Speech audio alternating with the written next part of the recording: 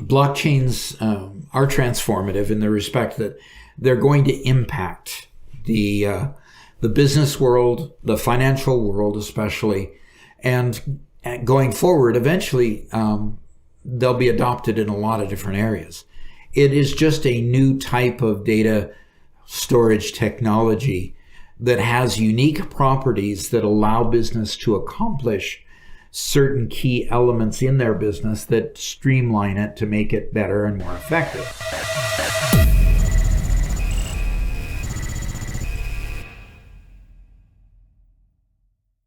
I happen to like Paul Brody. If you see any articles by him, he's usually pretty spot on. He really is well read, and he comes up with some very interesting information. This particular article talks about Ethereum in a way that I've not seen it talked about before. There are a lot of other blockchains that do smart contracts. Ethereum was the first to do smart contracts. Ethereum also was the second major cryptocurrency to come onto the market after Bitcoin. And it since then has been the second largest dollar-wise of all the coins out there. But the thing that Ethereum has to offer, the value proposition that it has to offer the world, is the fact that it can do more than just be a currency. Bitcoin, you can't do a whole bunch with it. Although people have tried to extend it to do other things, it's just more difficult. So Ethereum being more easy, it attracts the majority of all of the centralized finance and the distributed finance applications that are written for it. So what happens is all of these other companies that have written blockchains that have tried to compete with Ethereum, they wanted to take over Ethereum's place and be faster, better, stronger. Any parameter that you look at, they tried to accomplish more than what Ethereum had. Well, and basically the big Achilles heel that Ethereum had was that it was a proof of work blockchain. And being a proof of work blockchain, it used a lot of electricity to mine coins, and it took a lot of time to mine coins. So after a while, the cost of using the Ethereum blockchain got very expensive.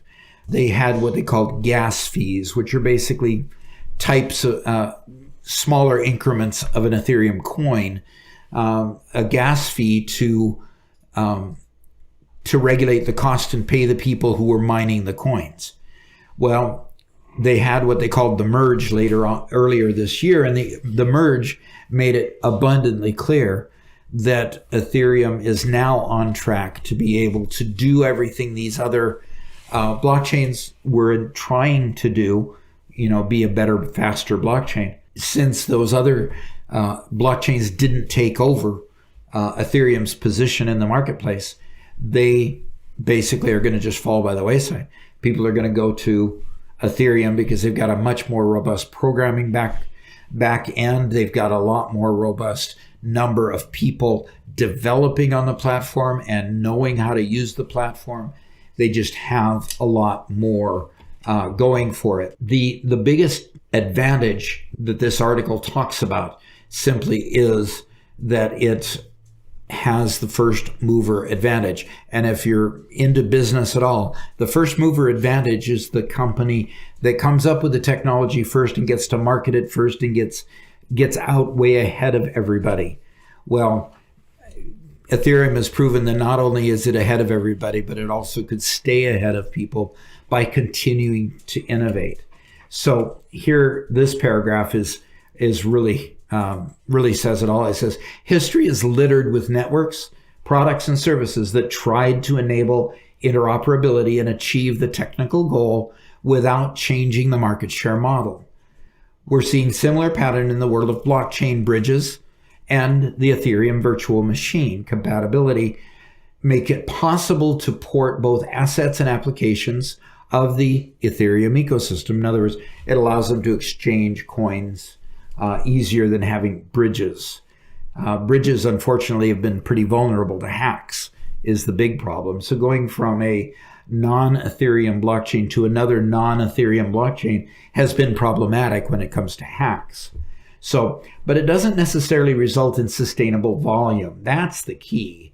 The other blockchains are trying, but they're not sustaining their momentum going forward.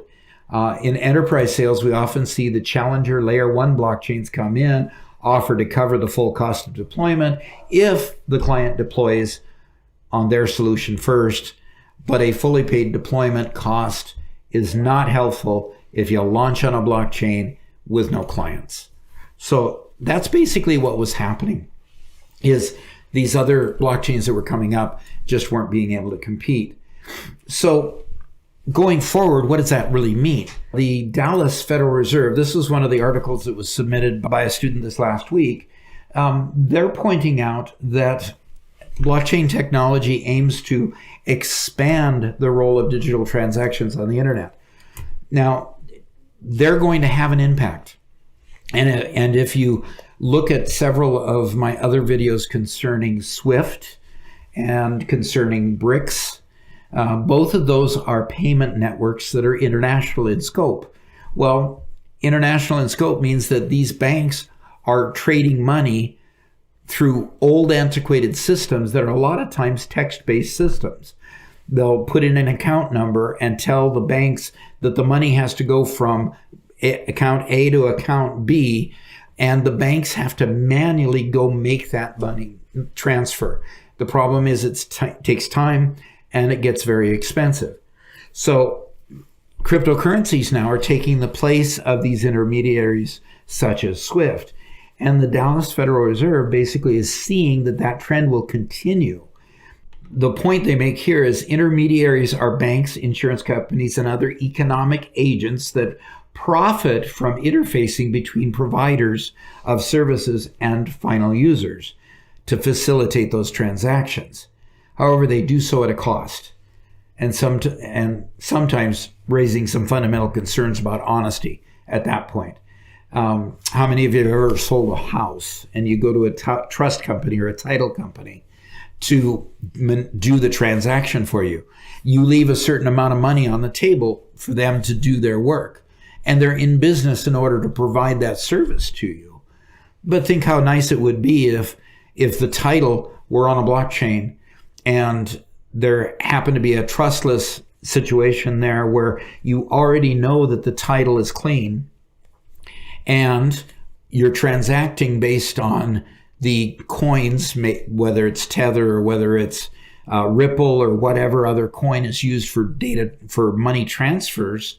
The money is transferred from your bank straight to the bank of the mortgage company, and the title is quickly transferred into your name. And of course, the people holding the real estate title, meaning the government entity that manages all that, would have to be on the blockchain as well. But if that blockchain were there, right down here it says blockchain technology, a relatively recent development, promises to address some of these structural problems. In simple terms, it's a ledger which transactions are organized and recorded, and it does it cheaper and faster and better. So the Dallas Federal Reserve is noting that there's a lot of blockchains that are out there, and it's tracked it since 2013 to 2022 at almost 120 different blockchains that are managing and pushing data around in the financial industry. So this is just a slice of the financial industry. So it's just a matter of time, according to this article, that the financial intermediaries are going to be less and less valuable because blockchains are going to be able to take the place of those intermediaries. And the intermediaries are either going to have to compete financially with that, which is going to be difficult, or they're going to just go out of business. And, that will happen just like normal business does. As businesses innovate, other businesses collapse because they can't keep up. So as we go on to another opinion, I think this was another Paul Brody. So when Paul Brody gets into this kind of dovetails on the Home Depot article that I did just recently. And the idea here is blockchains are as important as ERP for the future of companies. Well, why? Well, they will automate and get rid of intermediaries that used to push money around and do transactions manually.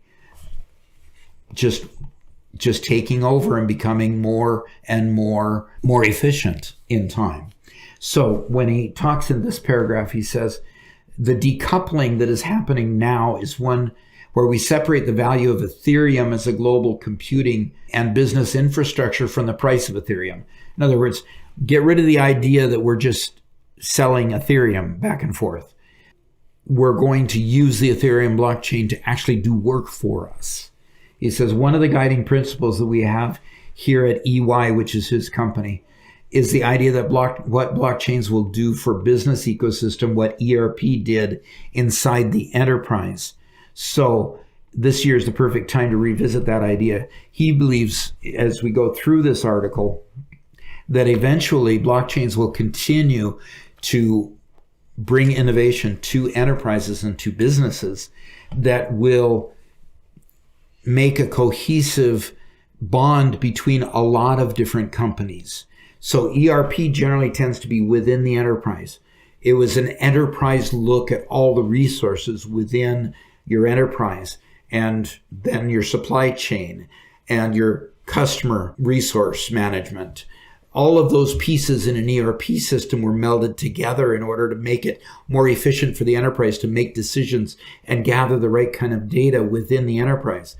What blockchain will do then is it will be extra enterprise. It will go from the enterprise to suppliers, to shippers, outside to, if you're in the case of like a Walmart using the food trust blockchain from IBM, it will be able to see the provenance of all of the produce as it goes from farmer to the shelves at Walmart, so that you can see, when there's a romaine lettuce problem, you'll be able to see that the romaine lettuce in this particular store came from that particular grower and be able to track it all the way back. And instead of shutting down the entire produce production of California for romaine lettuce, you shut down a particular farmer and focus on getting his act cleaned up, and you clean out the supply chain that came from that farmer. And instead of costing millions of dollars, it costs maybe 100,000, or a lot less than millions, that's for sure. So the whole idea here is that now we have ERP that is fairly common in most large enterprises. The next thing we'll do is we'll take blockchain and we'll automate things coming out from outside the enterprise to automate all of those processes so that everything becomes more efficient. So Paul Brody gets another set of kudos here, showing how the blockchain can be a workhorse in helping the enterprise to save costs and put stuff on our tables in a less expensive way as well.